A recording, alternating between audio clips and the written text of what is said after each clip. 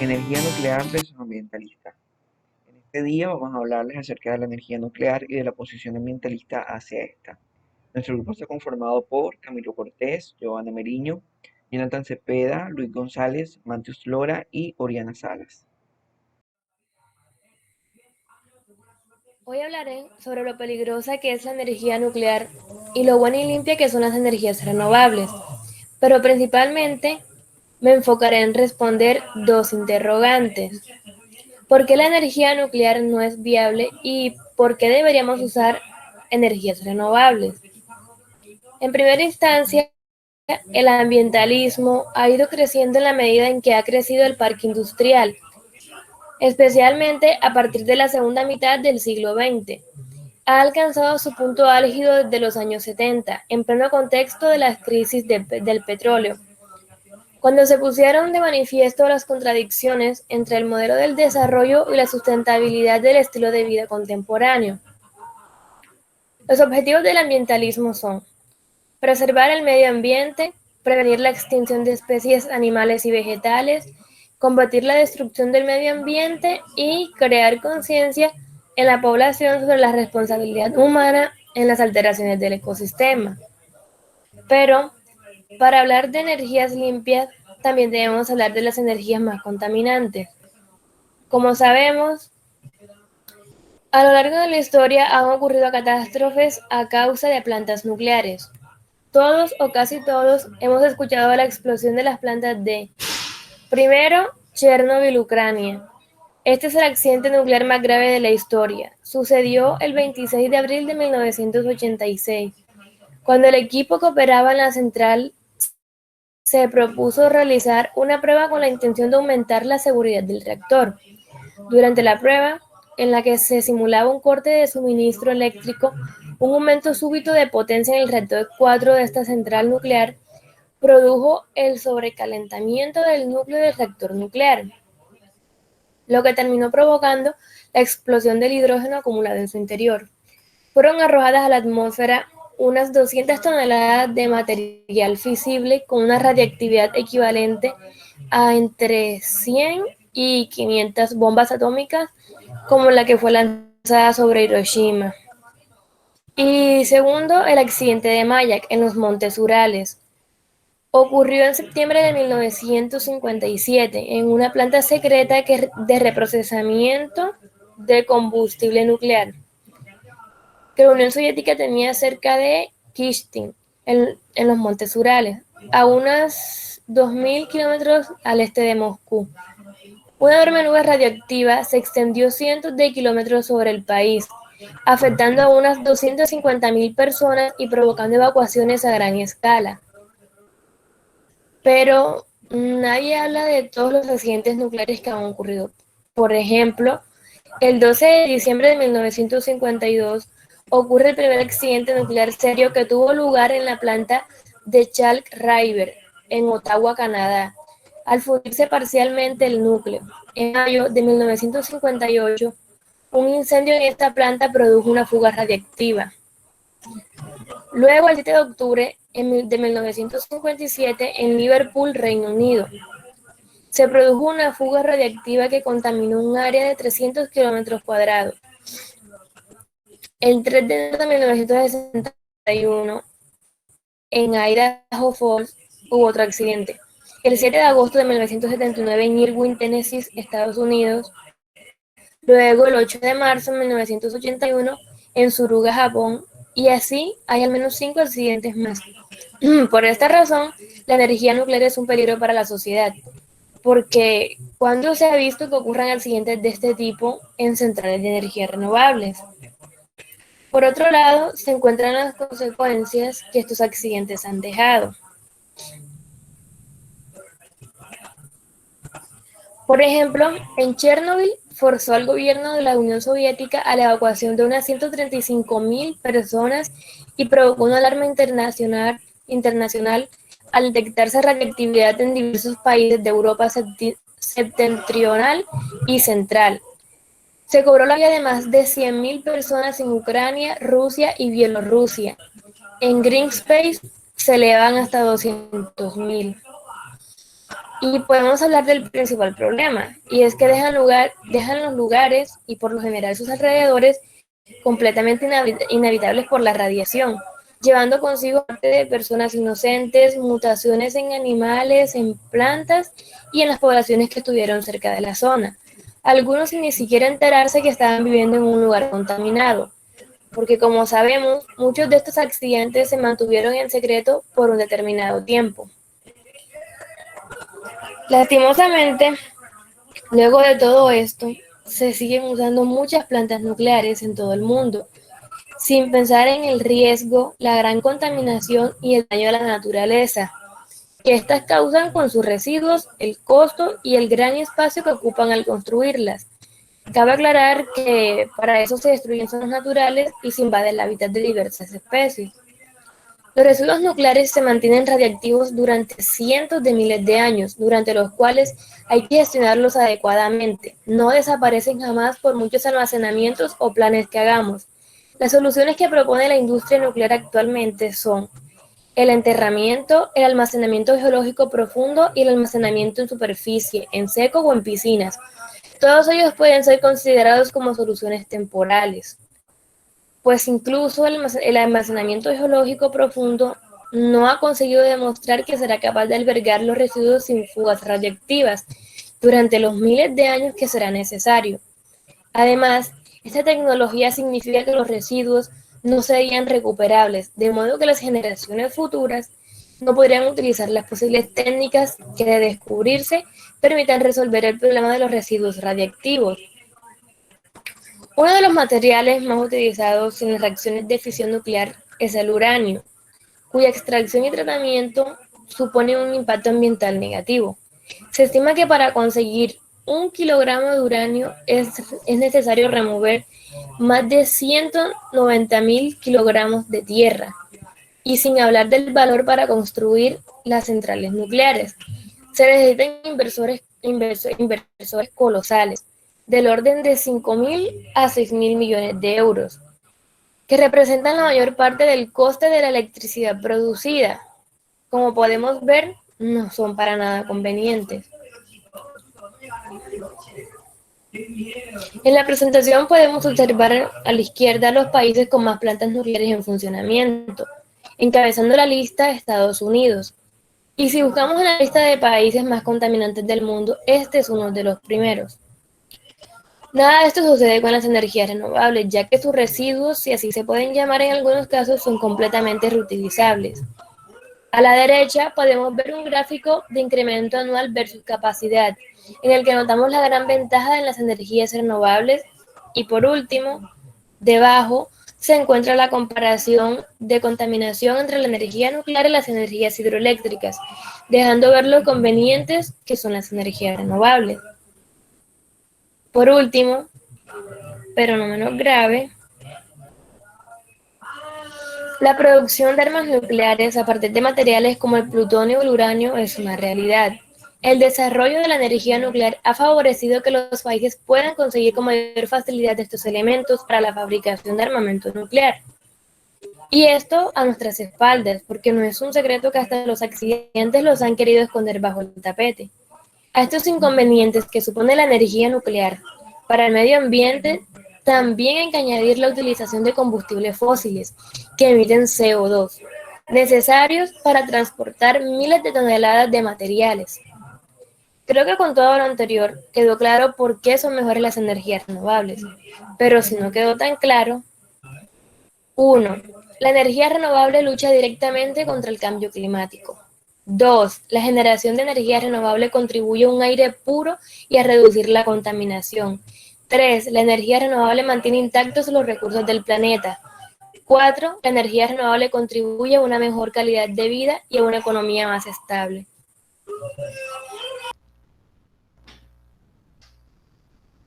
Comparativa de la energía nuclear con las energías renovables.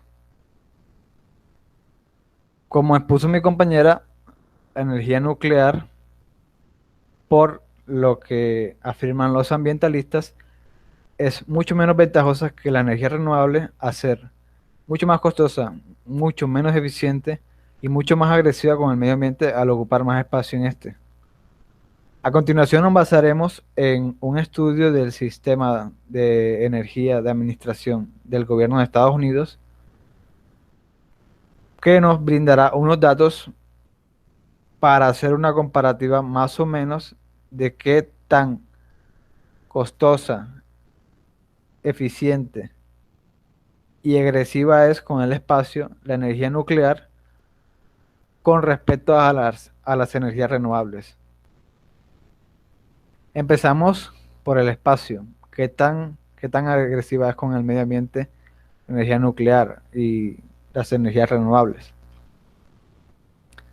Este estudio nos brinda una tabla donde compara cada energía, cada espacio que necesita esta para producir 1 megavatio, tomando en primer lugar el carbón, siendo esta la energía que menos espacio necesita para producir 1 megavatio, en este caso 4,94 hectáreas. Más abajo, el gas natural con 5,02, seguido de la energía nuclear con 5,14 y mucho más abajo, seguido las energías renovables como la solar con 17,60, la eólica con 70,64 y la hidráulica con 127,52, siendo un porcentaje mucho más alto, mucho más del doble, cuádruple, quintuple de lo que necesita la energía nuclear para producir 1 megavatio.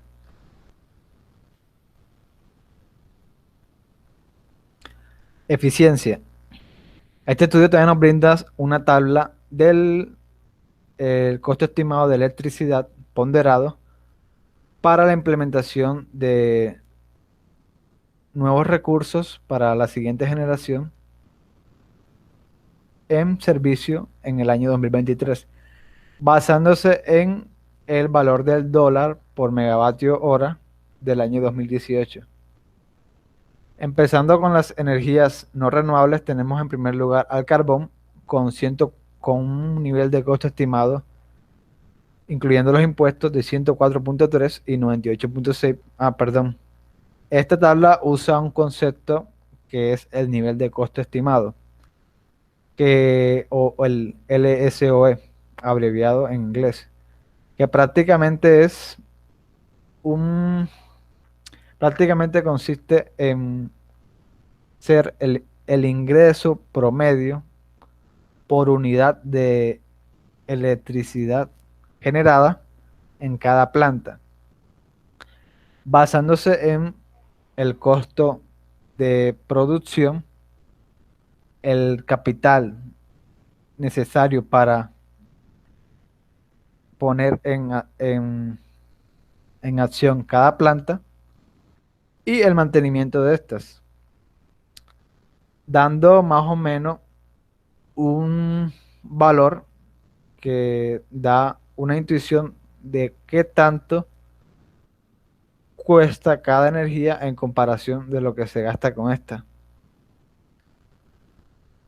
Como seguíamos, en primer lugar está el carbón, siendo esta con un nivel de costo estimado de 104,3, 98,6. Más abajo, la energía de combustión interna con 41,2 y 67,5.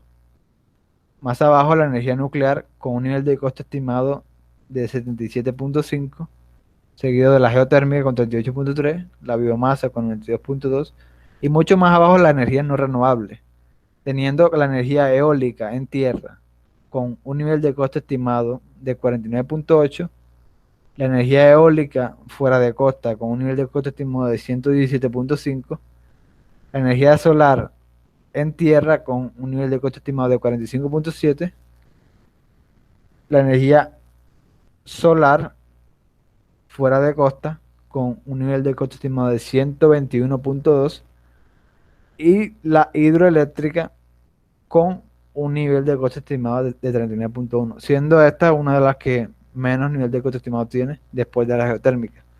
Pero tomando la eólica fuera de costa y la solar fuera de costa, las cuales son las que más ocupan porque se suelen construir mucho más fuera de costa,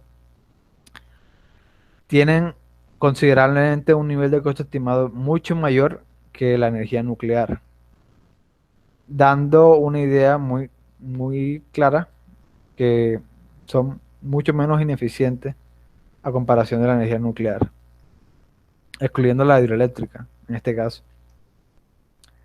Como último, esta tabla, este estudio nos brinda otra tabla con un costo estimado también de qué tanto cuesta mantener cada planta, bueno, perdón, un costo estimado para la nueva generación en comparación a lo que genera por electricidad del año 2018. Toma, toma factores como el costo del capital, el tiempo que duran estas plantas en operación, más el tiempo que duran eh, paradas para el mantenimiento, el costo de este mantenimiento también, y tomando como estos factores, se da también una idea de qué tan costosa es cada generador o planta por megavatio por hora. Empezamos con la energía de gas natural, siendo estas una de las que menor costo tiene en comparación del megavatio por hora. Más abajo la energía eólica en tierra, la geotérmica, la hidroeléctrica. Mucho más abajo la energía nuclear, seguida de la biomasa. Y mucho más abajo las energías renovables como la solar fotovoltaica, con casi $150 por megavatio hora.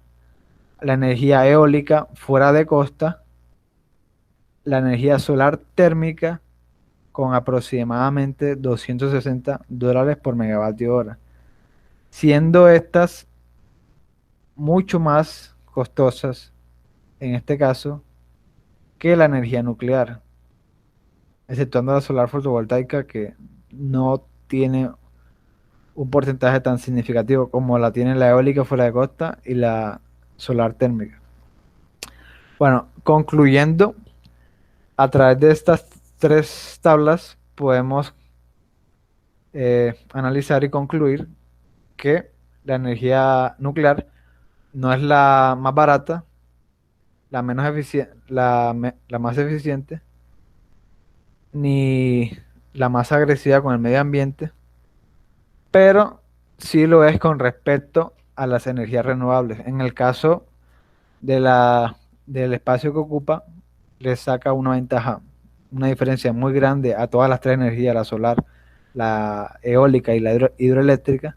En el caso de la eficiencia, les saca una diferencia apreciable a la energía eólica fuera de costa y a la solar fuera de costa. Ahora hablaremos del almacenamiento de la energía. Para que no se pierda la energía, una solución serían las baterías. Almacenar la energía sobrante en baterías para posteriormente usar esa energía cuando no produzca. El problema de las baterías es que no tienen la capacidad suficiente como para almacenar una cantidad de energía que pueda cubrir toda una demanda. En Estados Unidos, que es el segundo país con más renovables después de China, que es el país que más renovables tiene, e irónicamente es el país más contaminante del mundo, y Estados Unidos es el segundo más contaminante. Y así sucesivamente los países con más energía renovable son los más contaminantes. En el estado de California, que es el estado con mayor capacidad de Estados Unidos, tan solo tienen 23 minutos, incluyendo todo tipo de baterías. Para poder depender de estas baterías necesitamos mejores y mayores baterías. Estas ocupan mucho espacio y contaminan. La mayoría de las baterías que tenemos son de ácido plomo y sal fundida. Estas son extremadamente corrosivas, no tienen una vida útil muy larga y no es recomendable o posible descargarlas por completo. A lo largo de estas últimas décadas se ha empezado a sustituir estas viejas baterías por unas nuevas de ion litio. Estas tienen la ventaja que almacenan más energía y se pueden recargar y descargar por completo sin acortar la vida de las baterías y no son tan peligrosas, son menos corrosivas. Y es que las baterías de ion litio requieren mucho menos mantenimiento que las de plomo. Tienen más de 3 veces energía específica, más del triple de densidad energética, un 50% más de potencia específica, una eficiencia de carga y descarga mayor, pierden mucho menos carga con el tiempo y tienen una mayor vida útil. El problema con estas baterías es que son muy costosas, 5 veces más caras por unidad de capacidad, y la electricidad como resultado acaba siendo mucho más cara. Esto para los países de primer mundo no es tan grave, pero los países pobres, los no desarrollados, no se pueden dar el lujo de instalar energías tan caras. Estos países siguen usando carbón y petróleo no porque no les importa el medio ambiente, sino porque son una fuente de energía más rápida y barata. Los ecologistas dicen que hay que hacer el sacrificio de pagar más para contaminar menos y esperar el día en que las renovables sean baratas y rentables. Pero la verdad es que no hay necesidad de hacer ese sacrificio porque ahora mismo, en la actualidad, tenemos un método de obtención de energía que es más barato y contamina menos que las renovables. Esa es la energía nuclear. Pero, ¿de qué se trata la ya tan mencionada energía nuclear? La energía nuclear es lo que resulta de reacciones que ocurren en el núcleo atómico. La más asequible por el momento es la fisión nuclear. Para conseguir que ocurra una fisión en un núcleo, se necesita desestabilizarlo de manera que éste se separe. Y la única forma conocida es golpear este núcleo con un neutrón. El único átomo natural fisible debido a su gran tamaño es un isótopo del uranio que tiene 143 neutrones. Este es la fuente de energía de los reactores nucleares. El resultado de la fisión de un átomo de uranio son múltiples átomos de diferentes identidades, neutrones, y, lo más importante, energía. Pero, si esto terminara así, no se generaría tanta energía como para considerar a la energía de origen nuclear como una opción viable para el desarrollo humano. Ocurre que los neutrones que resultan de la fisión golpean el núcleo de otros átomos de uranio 235, creando una reacción en cadena, la cual genera una gran cantidad de energía muy considerable. Pero, como ya hemos dicho, el único isótopo fisible del uranio es el uranio 235, y este constituye el 0.72% de los átomos de uranio. Es decir, que para conseguir una cantidad grande de este, es necesario aumentar su concentración. Y la manera más utilizada es el enriquecimiento de este mediante la adición artificial de uranio 235. Este uranio enriquecido se compacta en cilindros llamados pastillas. Estas pastillas se apilan dentro de tubos hechos de circonio, el cual resiste bien el calor, la corrosión y permite el flujo de electrones a través de él. Estos tubos con pastillas dentro pasarán a ser apilados con más tubos y se sumergirán en agua para iniciar la reacción.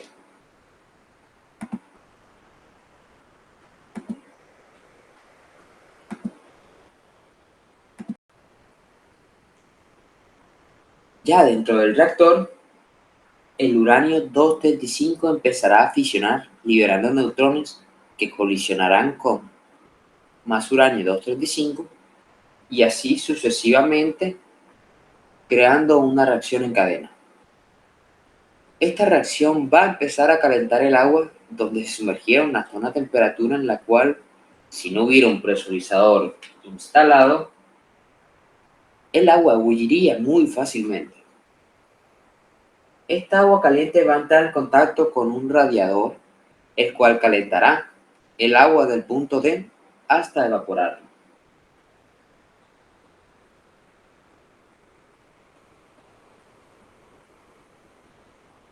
El vapor de agua evaporado, o sea, en el punto D, va a llegar hasta una turbina, la cual va a aprovechar las propiedades de este vapor para generar un trabajo de eje. Y este trabajo de eje va a ser aprovechado por el generador para crear la energía eléctrica. Luego, el vapor que sale de la turbina va a llegar a un condensador en el cual va a ser enfriado por un circuito que contiene agua fría, la cual va a provenir de o algún cuerpo acuático o alguna torre de enfriamiento, y va a ser devuelta de la misma manera, solo que más caliente. Esta se puede considerar los únicos desechos de un reactor nuclear. El agua que ya condensada va a volver al ciclo por medio de una bomba H, va a volver al mismo evaporador para reiniciar el ciclo. Ahora hablaremos un poco de la radiación. Para hablar sobre la radiación, primero debemos aclarar qué es radioactivo, la radioactividad y la radiación. Radioactivo es algo que emite radiación, todo, absolutamente todo es radioactivo, pero no todo es igual de radioactivo. Algunas cosas son más radioactivas y otras menos radioactivas. Para eso utilizamos la radioactividad, que en sí es la capacidad de emitir radiación, pero también sirve para medir la intensidad de la radiación. Según la radiación que emite en un periodo de tiempo un objeto, se puede clasificar en un material de alta, media o baja radioactividad. Finalmente, la radiación es la propagación de las ondas o conjunto de partículas que son emitidas por un material radioactivo. La radiación puede ser de varios tipos: electromagnética, corpuscular, gravitacional o acústica. La música que escuchamos es un tipo de radiación, pero no es tan radioactiva como para que te dé cáncer. La radiación se puede dividir en dos tipos: radiación ionizante y radiación no ionizante. La radiación ionizante es la que ioniza los átomos, es decir, la energía de radiación arranca o adhiere electrones alterando su carga, volviéndolos más positivos o más negativos. Eso es la ionización, cambiar la carga de un átomo. Esta radiación, si penetra el cuerpo, es capaz de dañar el material genético, el ADN de nuestras células, ionizándolo, por lo que es peligrosa. La radiación no ionizante claramente no ioniza. La fuente de radiación ionizante a la que solemos estar más expuestos es la luz ultravioleta. Exponerse al sol durante mucho tiempo puede producir quemaduras, además de que puede producir cáncer de piel. Esto pasa porque la luz ultravioleta es tanto ionizante como no ionizante. La luz ultravioleta se divide en tres tipos: los rayos UVA, los rayos UVB y los rayos UVC. Los rayos UVA no son radiación ionizante, pero los rayos UVB y los UVC sí lo son. Los rayos UVA conforman el 95% de la radiación ultravioleta que nos llega del Sol.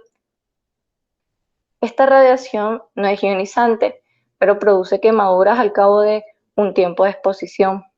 Los rayos UVB sí son ionizantes. Estos suponen el 5% de la radiación que llega del Sol y son los principales responsables del cáncer de piel.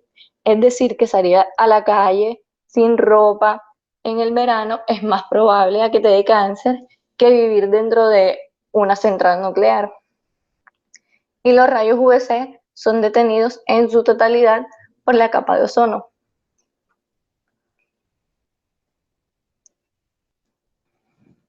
Las partículas alfa, producidas mayoritariamente por la desintegración natural y por los reactores nucleares también, tan solo viajan unos pocos centímetros y lo detiene la piel, el papel, la ropa, por lo que es inofensiva.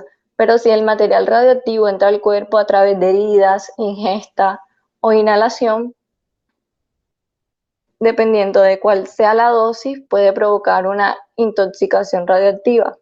Si no es una cantidad muy grande, pues no pasaría nada. La fuente natural a la que más estamos expuestos es el gas radón. Se produce de manera natural por la desintegración del uranio. Si se respira continuamente, aumentará el riesgo de cáncer. Por esto, el radón es la segunda causa de cáncer de pulmón en el mundo. La número 1 es fumar. El cigarrillo es mucho más malo que el radón. Es tan malo que es peor que el plutonio. Cuando una persona fuma, cerca del 50% de plomo y el polonio que respira al fumar se queda dentro de él. El isótopo de radón más duradero es el radón 222, que tiene un periodo de semivida de 3 días, y el plomo 210 de 22 años. La semivida es el tiempo que tarda la mitad de los átomos en desintegrarse. La razón por la que se utiliza esta medida es porque la primera mitad de los átomos es la que más rápido se desintegra. No todo se desintegra de golpe. La desintegración es un proceso gradual y entre más se haya desintegrado, más lento se desintegra lo que queda.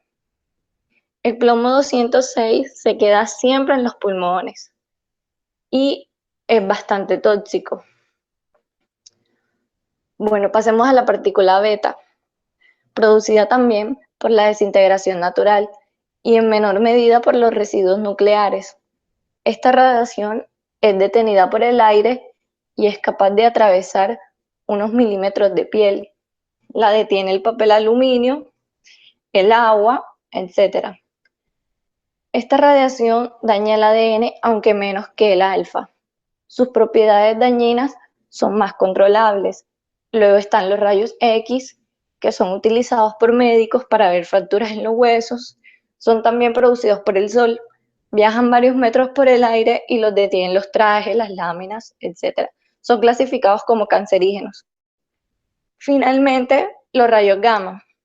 Esta radiación suele venir principalmente de los residuos nucleares, producto de fisión nuclear. Esta radiación es la más peligrosa de todas. Viaja muchos metros y atraviesa nuestro cuerpo por completo. Por lo tanto, lo afecta en su totalidad y lo detiene medio metro de plomo o 2 metros de hormigón. Todos los tipos de radiación ionizante van a producir daños similares. Lo que determina el daño es la cantidad de radiación, dónde te ha dado y cuánto te ha penetrado. La radiación tiene muchas formas de medirse, pero la que nos interesa son los sieverts. El sievert mide la cantidad de radiación ionizante absorbida por el cuerpo. Vamos a observar esta tabla para tener una idea de cuánta cantidad es peligrosa. Si vives durante un año cerca de una central nuclear, el incremento de radiación es de 1 microsievert al año. La radiación natural de la Tierra es de 0,3 microsievert hora. Es decir, que con estar 3 horas en tu habitación ya has recibido la misma radiación que si vivieras al lado de una central nuclear. En Fukushima, las zonas que tienen más de 2 microsievert hora se consideran no habitables. Y aún así, los pilotos de avión se pasan la vida 3 microsievert horas y los astronautas están expuestos 20 microsievert hora.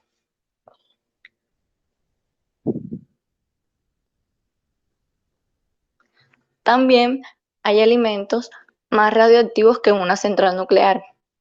Las papitas, el banano, el aguacate, la cerveza, un cigarrillo. Fumar 20 cigarrillos es como pasarse 2 días frente a un reactor nuclear en pleno funcionamiento. Fumar durante 2 años es igual de radioactivo que la famosa excavadora de Chernóbil. que es bastante radioactiva, produce 40 microsievert la hora. Como vimos antes, la energía nuclear sigue siendo la energía más segura del mundo. Residuos. Vamos a hablar ahora de los residuos. ¿Pero qué son los residuos? Un residuo es todo elemento que esté considerado como un desecho al cual hay que eliminar. En este sentido, se supone y se entiende que por lo tanto el residuo carece de un valor económico. Un residuo, pese a que estos pueden ser acumulados en vertederos o enterrados para que se complete allí pues el proceso de su descomposición, sin afectar el entorno o el medio ambiente, en los últimos años se ha avanzado en lo que llamamos hoy en día reciclaje, que consiste, como ya sabemos, en recuperar estos residuos para transformarlos en un objeto con vida útil. Dentro de los residuos, pues podemos encontrar una clasificación en función de sus características y de sus orígenes. Se les clasifica entre grandes grupos, el primero que son los residuos sólidos urbanos, el segundo que son los residuos de manejo especial y por último los residuos peligrosos. En el primer grupo, que son los residuos sólidos urbanos, nos encontramos allí aquellos que se generan en las casas o en las habitaciones como resultado de una eliminación de los materiales que se utilizan para las actividades domésticas que normalmente realizamos. Pueden ser como envases, empaques, por ejemplo, de papitas, de gaseosas. Todo esto se considera que son residuos sólidos urbanos. En la segunda clasificación, que son los residuos de manejo especial, son los que son considerados por la Ley General de Manejo de Prevención como aquellos que son generados en los procesos productivos, pero que no reúnen la característica para ser considerados ni sólidos urbanos ni peligrosos, es decir, están en el medio.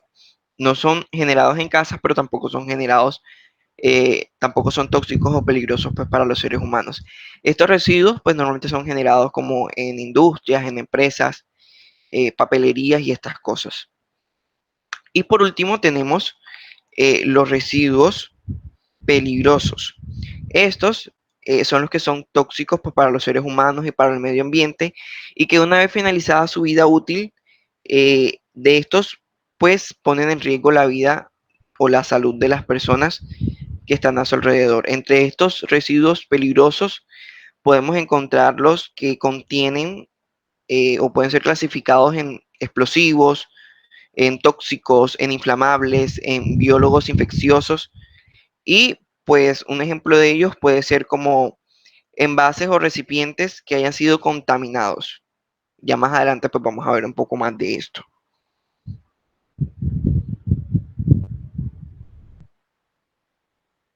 Vamos a estudiar un poco de los residuos que producen algunas energías renovables. Vamos a empezar con la energía solar. Sabemos que los paneles solares están compuestos por fotoceldas que convierten la luz solar en electricidad.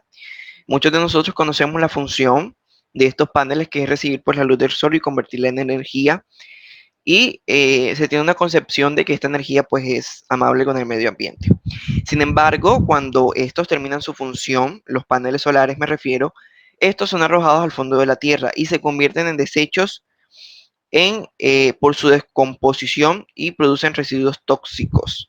Los paneles solares actualmente contaminan menos durante su vida útil, que generalmente puede ser de 25 a 30 años, pero una vez termina su vida útil puede generar grandes cantidades de basura, pues al ser desechados.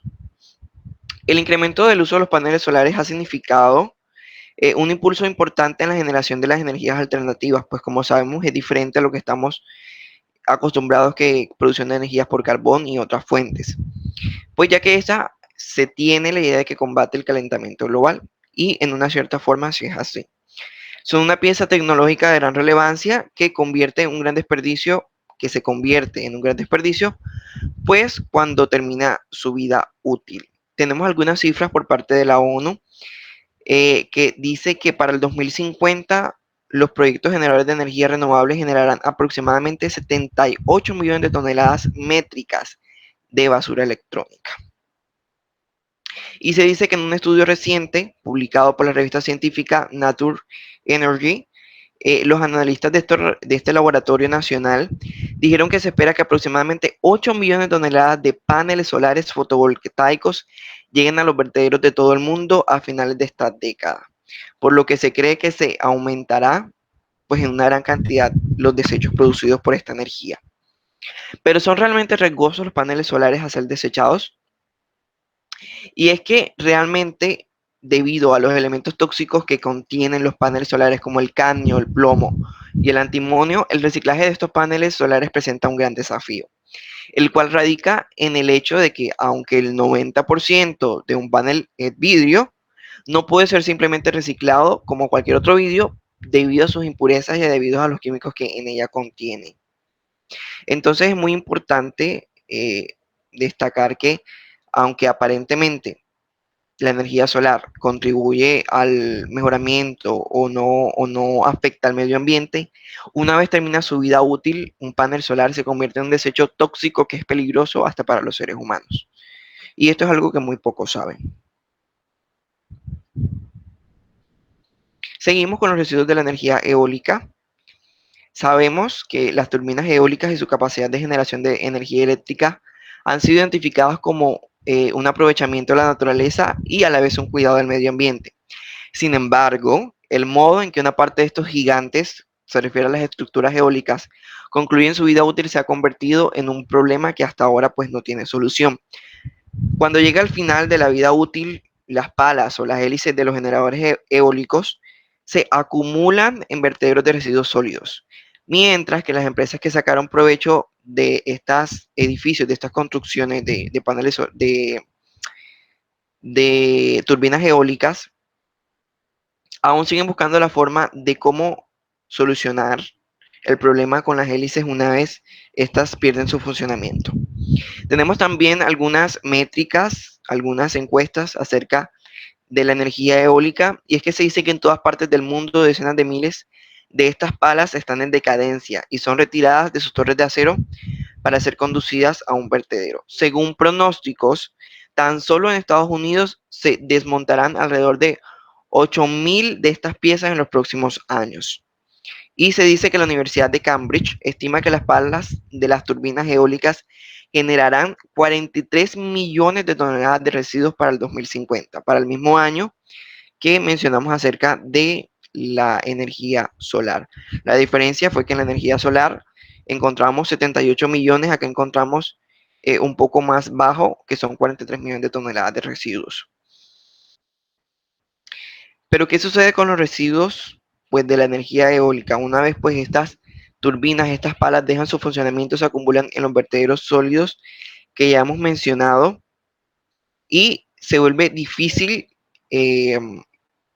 poder encontrarles un uso incluso después de terminar su proceso pues, con la energía eólica, en su producción de la energía eólica. En este caso, los aerogeneradores se ubican estratégicamente sobre algunas rutas para que donde los vientos son mayores y más constantes, lo que se convierte pues también en un riesgo para algunas especies de aves. Es decir, no solamente esta energía produce un desecho en sus hélices, en sus palas o hélices como se llaman, sino que aún en su vida útil se dice que pueden afectar a algunas aves de migración. Y por último, queremos estudiar a profundidad los residuos de la energía nuclear, pero hay que tener primero claro pues qué son exactamente. Se dicen que los desechos radioactivos se definen como cualquier material derivado del uso pacífico de la energía nuclear, que contiene isótopos radioactivos para los cuales pues no se prevé la reutilización, o sea, no hay una reutilización descubierta aún para estos desechos. El desperdicio del combustible nuclear gastado derivado del núcleo del reactor de fisión nuclear presenta la forma más conocida de desecho radioactivo. Esto del núcleo lo vimos hace unos minutos en el funcionamiento de estos núcleos de estas empresas nucleares.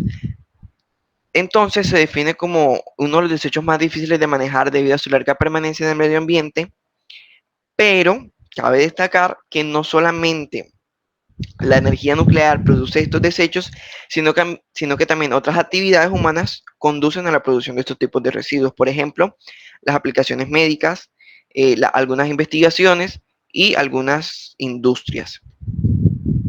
Se dice que las centrales nucleares son fuentes importantes de residuos radioactivos debido a que tiene el combustible nuclear gastado, contiene grandes cantidades de uranio radioactivo, plutonio, cesio y muchos otros isótopos para los cuales no hay aplicaciones. Es decir, que para después de su uso en las plantas nucleares no conocemos una forma de reciclarlos.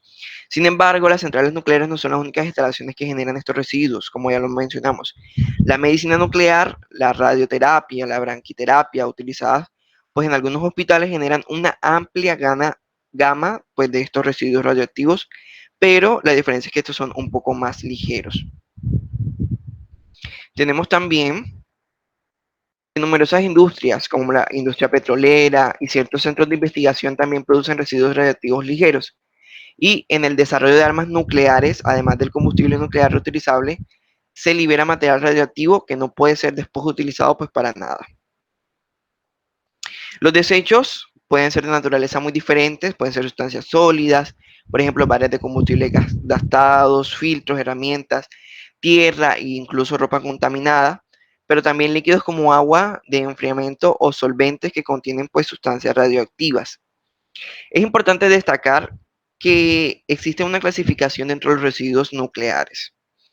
Y bueno, podemos destacar entre ellos los residuos nucleares de transición, los de baja y mediana actividad y los de alta actividad. Dentro del primer grupo, que son los residuos nucleares de transición, son residuos que principalmente son de origen médico, los que mencionábamos anteriormente, que se desintegran durante un periodo de almacenamiento temporal, pudiendo pues contaminar muy poco al medio ambiente y se considera que no son radioactivos, o sea, no hacen daño a los seres humanos. Tenemos lo de baja y media actividad, que su concentración de radionucleidos es tal que la generación de energía térmica durante su evacuación es suficientemente baja, es decir, no afecta tampoco a los seres humanos ni tampoco afecta mucho al medio ambiente. Sin embargo, el problema con estos residuos es que hay dos clases de estos. Los primeros son los que tienen una corta vida, que son menos de 30 años, y los otros que son mayores a 30 años. Entonces, el problema de estos no es que genere una gran cantidad de radioactividad, sino el tiempo que duran pues para que deje de existir. Y tenemos por último los residuos nucleares de alta actividad, que son residuos con una concentración de radionucleidos tal que debe tenerse en cuenta la generación térmica durante su almacenamiento y evacuación. Es decir, su radioactividad puede ser un poco más alta y hay que tener mucho cuidado con eso. Sin embargo, este tipo de residuos se obtiene principalmente del tratamiento y acondicionamiento del combustible gastado. Muy poco pues se encuentra realmente. En principio, cualquier forma de desecho que esté contaminado radioactivamente se clasifica como desecho radiactivo. Es decir, debemos tener en cuenta que aunque todas las energías producen pues desechos, se dice que la energía nuclear es muy peligrosa. Sin embargo, hemos estudiado que entre los tres grupos que se producen, los hospitales producen y aún así no son contaminantes, no son radioactivos, o por lo menos no lo suficiente para hacer daño a los seres humanos. Los de mediana y baja actividad tampoco generan un peligro para los seres humanos, tampoco generan un peligro pues para el medio ambiente, pero aún así se tiene un temor hacia ellos. Los que hay que tener cuidado son los de alta actividad, pero esto se produce muy poco. Sin embargo, si consideramos la energía solar, que solamente tiene un periodo de actividad de vida útil de 25 a 30 años, produce una gran cantidad de desechos que sí afecta al medio ambiente, que sí puede afectar a los seres humanos. Al igual que la eólica, cuando sus palas o hélices dejan de funcionar, también genera un problema en los residuos. Así que hay que tener en cuenta que todas producen residuos, pero algunas son más eficientes y menos peligrosas que otras. Bueno, ahora vamos a hablar sobre la discusión ética de la exposición. Para esto vamos a hablar de las discrepancias que se encuentran en el discurso ambientalista, donde denominan a la energía nuclear como peligrosa, contaminante, que encubre y que en últimas no es rentable. Y por último vamos a exponer las conclusiones que se recolectan en torno a todo lo hablado en la exposición. Peligrosa. La idea del peligro que argumentan los ambientalistas está fundamentada por el desconocimiento de los procesos que ocurren dentro de un reactor nuclear. Como vimos durante la exposición, los procesos que ocurren en un reactor nuclear son bastante metódicos. Por lo tanto, alguna fuga o filtración de la radiación se minimiza cada vez más en tanto la tecnología avanza en la producción de estos reactores nucleares. Esto nos lleva a que esa interpretación de los peligros de un reactor nuclear están sacadas por la inexperiencia del concepto de fisión, lo cual ya se pudo trabajar en la clase y conocemos que realmente es bastante controlable. Por otro lado, tenemos la infraestructura. Sabemos que como cualquier tipo de instalación, estas son de gran magnitud y su construcción siempre supone un peligro para el medio ambiente, bien sea para el ambiente mismo, es decir, el hábitat donde están los animales, como los animales. Es decir, que sesgar que un reactor nuclear es más peligroso que una represa que inunda todo un bosque para poder en su construcción es mostrar argumentos que realmente se pueden demostrar para cualquier tipo de energía o cualquier tipo de estructura creada por el ser humano. Por lo tanto, podemos concluir que esta idea de peligro está sustentada y sesgada por argumentos que realmente no demuestran mediante estudios o mediante un verdadero conocimiento de lo que ocurre en un reactor nuclear. Entonces yo exponemos si es realmente peligroso el uso de la energía nuclear, porque pues bien sabemos que se puede controlar y eso es lo que se hace en un reactor nuclear.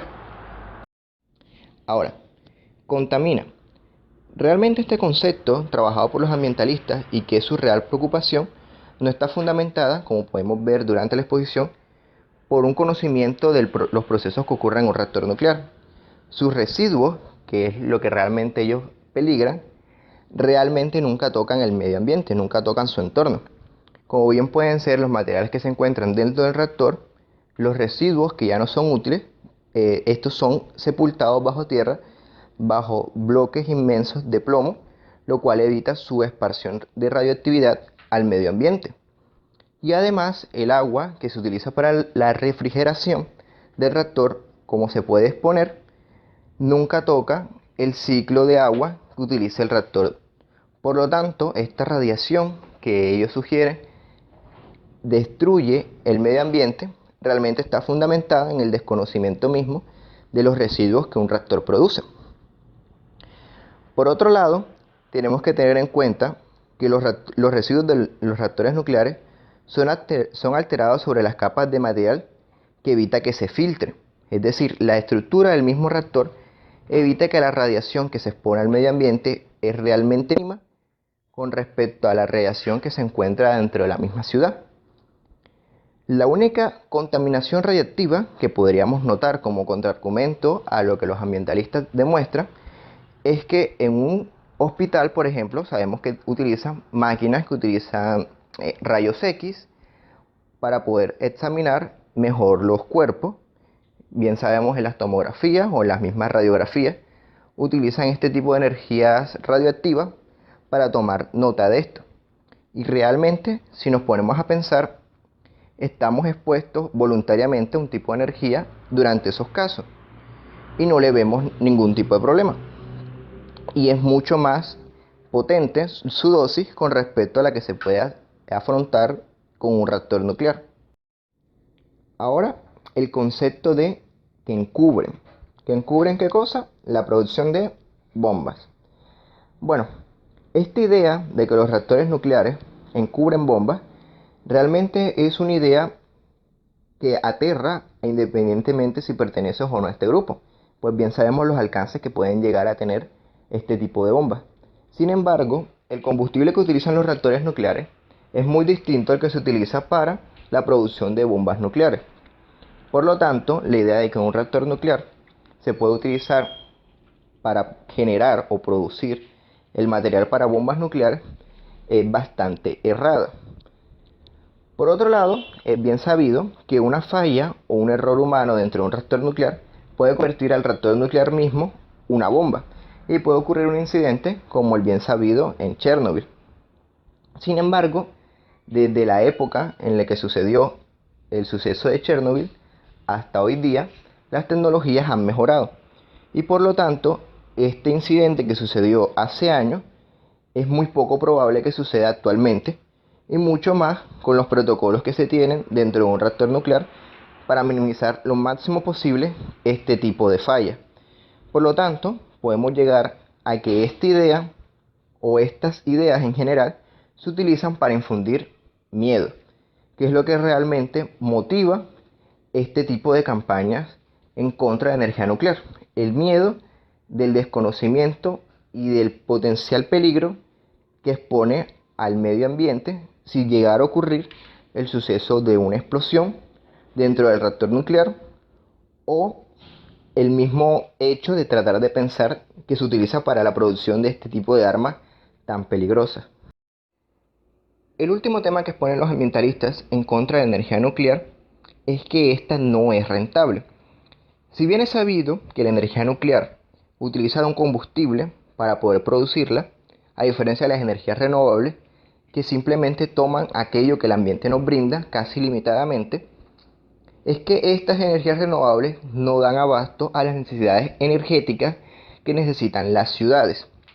Por lo tanto, para poder suplir la demanda energética, es necesario utilizar energías no renovables. De estas, en comparativa, la energía nuclear es mucho más limpia y genera mucho menos residuos que las energías no renovables convencionales.